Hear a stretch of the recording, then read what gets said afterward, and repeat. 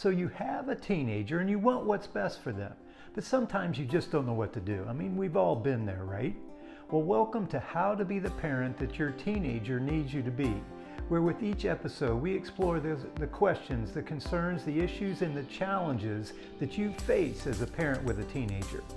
If your goal is to empower your teenager to be their absolute best, you've come to the right place.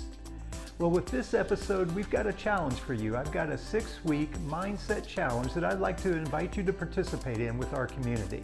So let me explain and let's check it out.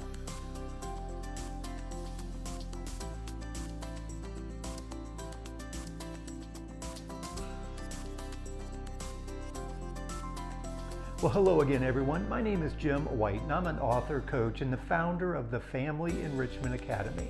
And with this episode of How to Be the Parent Your Teenager Needs You to Be, I'm going to issue a challenge to you and invite you to participate in a 6-week mindset challenge. But before we do that, though, I do have a couple items that I wanted to note. First of all, I just want to say thank you on behalf of your teenager for taking the time to try to learn and grow as a parent. I mean, having a growth mindset is critical to getting through these teenage years. And actually, it's one of the fundamental elements of an FAA hero or a Family Enrichment Academy hero in our community. Now, if you're not familiar with our community, be sure to check out our introductory video or episode. It's actually episode 1. Now, the second thing I wanted to mention was I do have a free gift or resource for you. A lot of times I get a question is, how do I get my teenager to open up and talk more? Well, the simple answer is you have to ask better questions. And so this free resource, there's 10 questions you should never ask your teenager. Think of these as like conversation killers. And I also have the 10 questions that you should be asking. So there's a link in the show notes. You can click that link and go and download that resource. It's a free gift for you. So let's move on to the topic for today's episode, which is this 6-week challenge. I'm recording this video. We're about 6 weeks before the first of the year in November of 2022. And so I was thinking this would be kind of an interesting time to do a challenge until we get to the first of the year to try to set yourself up for an awesome 2023. And so this challenge, and I actually got this idea. I was participating actually in a personal growth workshop myself, and the presenter presented this as an idea for all the participants to participate in he was actually suggesting like a 90-day period, but I'm going to throw this out for a 6-week period. And the premise is that we're going to go for the next 6 weeks, and the goal is to try to limit or even have no blaming, no justifying, and no complaining. So let me say that again. No blaming, no justifying, and no complaining. So this is a mindset exercise, right? It's how can we shift our mindset and try to pull and be more aware of when we are blaming, justifying, or complaining, and try to shift that mindset a little bit. And another reason why I throw this out for you as a parent is one, it's going to help you to put you in that right frame of mind, and again to be able to launch you into 2023. But the other thing, and I would suggest that maybe you invite your teenager to participate in this challenge as well. And you are in effect setting the example, a growth mindset example, and you're going to work on yourself and trying to limit the blaming, justifying, and complaining, but invite your teenager to do the same. And this is all underneath that fundamental umbrella that we have, the idea of shifting from more of a fear-based mindset to be more love-based. And so this challenge will help you work through that exercise, if you will, and increase awareness.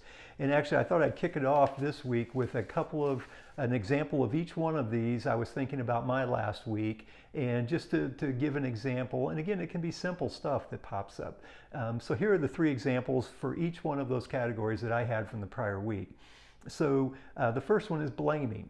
I actually had a phone call that was scheduled to end at 3:30 in the afternoon a few days ago, and then I had a follow-up call at 4 o'clock.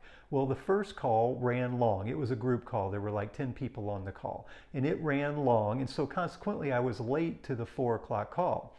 And as I was going into that 4 o'clock call, I found myself blaming the prior call and the people on the prior call. So, oh, well, they were just talking a lot and, we ran long. So that was, in effect, I was blaming those folks that were with me on that earlier call. So example number one.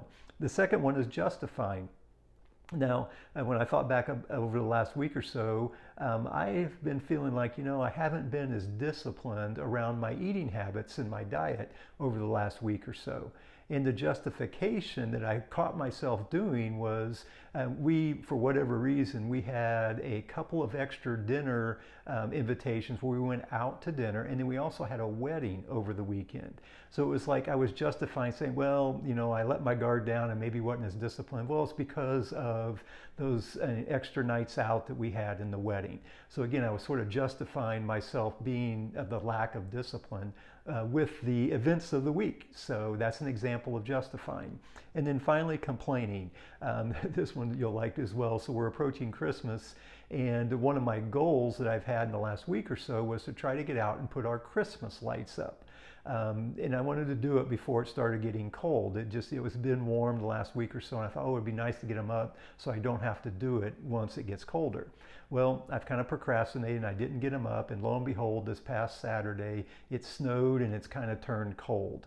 And we happened to be out, and I saw my older son, and I caught myself complaining to him. I was saying, I forgot to put them out, now it's cold, now I'm going to do it. I kind of went into that complain mode. So just 3 quick examples of what I'm talking about. So for yourself, if you take this challenge on, I'm going to do a weekly follow-up. So there'll be a weekly follow-up episode, and we'll have a chance. I'll share some of my experience and see if I can be aware and catch myself in each one of these categories.